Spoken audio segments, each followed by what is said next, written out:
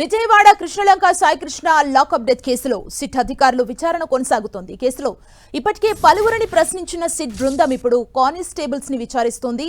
నిన్న కానిస్టేబుల్స్ అశోక్ నానీల్ని విచారించారు. అలాగే సాయంత్రం బాబురావు సాంబయ్యలను సిట్ అధికారులు కస్టడీలోకి తీసుకున్నారు. నిన్న కానిస్టేబుల్స్ అశోక్ నాని ఇచ్చిన స్టేట్మెంట్ ఆధారంగా ఇవాళ సాంబయ్య బాబురావును ప్రశ్నించనుంది సిట్ బృందం. అలాగే ఈ కేసులో ప్రైవేటు వ్యక్తిగా భావిస్తున్న సురేష్ పాత్ర గురించి కూడా సిట్ బృందం పలు ప్రశ్నలు అడిగే అవకాశం ఉంది. ఇదే అంశానికి సంబంధించి మరింత సమాచారం మా ప్రతినిధి దుర్గానాయుడు అందిస్తారు. ఈ కేసుకి సంబంధించి దుర్గానాయుడు.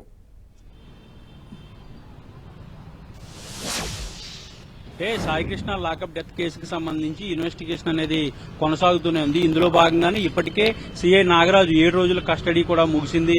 నాగరాజును 7 రోజుల పాటు సిట్ అధికారులు ప్రశ్నించారు. అనేక అంశాలకు సంబంధించి నాగరాజు దగ్గర నుంచి ఆధారాలు తీసుకున్నారు. అయితే నాగరాజు చాలా వరకు కూడా సిట్ అధికారులు చెప్పినటువంటి ప్రశ్నలకు ఆయన సమాధానం ఇవ్వలేనట్టుగా తెలుస్తుంది. అయితే కొంతవరకు సమాచారం అయితే సేకరించారు. నాగరాజు కస్టడీ తర్వాత ఈ కేసులో ఉన్నటువంటి మరికొంతమంది, ముఖ్యంగా నాగరాజుకి సహకరించినటువంటి ఇద్దరు హెడ్ కానిస్టేబుల్స్ అశోక్ అలాగే నాని, వాళ్ళిద్దరిని కూడా నిన్నటి నుంచి కస్టడీకి తీసుకోవడం జరిగింది. నిన్నంతా కూడా సిట్ అధికారులు ఇద్దరిని వేరువేరుగా ప్రశ్నించడం జరిగింది.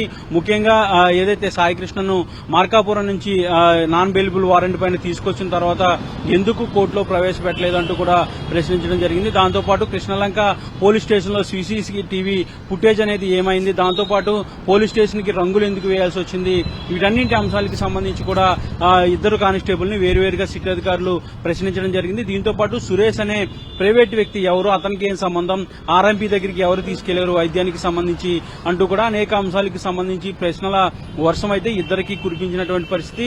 ఈ నేపథ్యంలో కూడా తమకేమీ తెలియదని, మొత్తం అంతా కూడా సీఏ నాగరాజుకే తెలుసు, తమకు ఎలాంటి సంబంధం లేదంటూ కూడా అటు అశోక్ గాని నాని ఇద్దరు సమాధానాలు ఇచ్చినట్టుగా తెలుస్తుంది. అయితే వీళ్ళ దగ్గర నుంచి కొంతవరకు ఆధారాలను కూడా సేకరించారు. ఈ నేపథ్యంలో మరొక ఇద్దరు కానిస్టేబుల్ ఎవరైతే సాంబయ్య అలాగే సుబ్బారావు ఇద్దరు ఎవరైతే ఉన్నారో వాళ్ళిద్దరిని కూడా నిన్న పీటీ ఏదైతే కోర్టులో ప్రొడ్యూస్ చేసి కస్టడీకి కూడా వాళ్ళిద్దరిని తీసుకోవడం జరిగింది. వాళ్ళకి సంబంధించినటువంటి విచారణ కూడా ఈ రోజు జరగబోతుంది. అలాగే నలుగురు కానిస్టేబుల్ కి సంబంధించినటువంటి కస్టడీ ఇన్వెస్టిగేషన్ అనేది ఈ రోజు రేపు కూడా జరిగే అవకాశం కనిపిస్తుంది. అయితే ఈ కేసుకు సంబంధించి సురేష్ అనే వ్యక్తి ప్రైవేట్ వ్యక్తిగా ఉన్నారు. అతను ప్రస్తుతం అయితే పరారయ్యారు. అతను ఆచూకీ అనేది తెలియలేదు. ఇప్పటికే సిట్ ప్రజలకు కూడా విజ్ఞప్తి చేసింది, సురేష్ సంబంధించినటువంటి ఆచూకీ ఏదైనా తెలిసినట్లయితే తెలియజేయాలంటూ కూడా చెప్పినటువంటి పరిస్థితి. అలాగే ఎవరైతే ఇప్పుడు కస్టడీకి తీసుకున్నటువంటి నలుగురు కానిస్టేబుల్ కూడా సురేష్ కు సంబంధించి వివరాలను కూడా తెలుసుకునే ప్రయత్నాలు చేస్తున్నారు.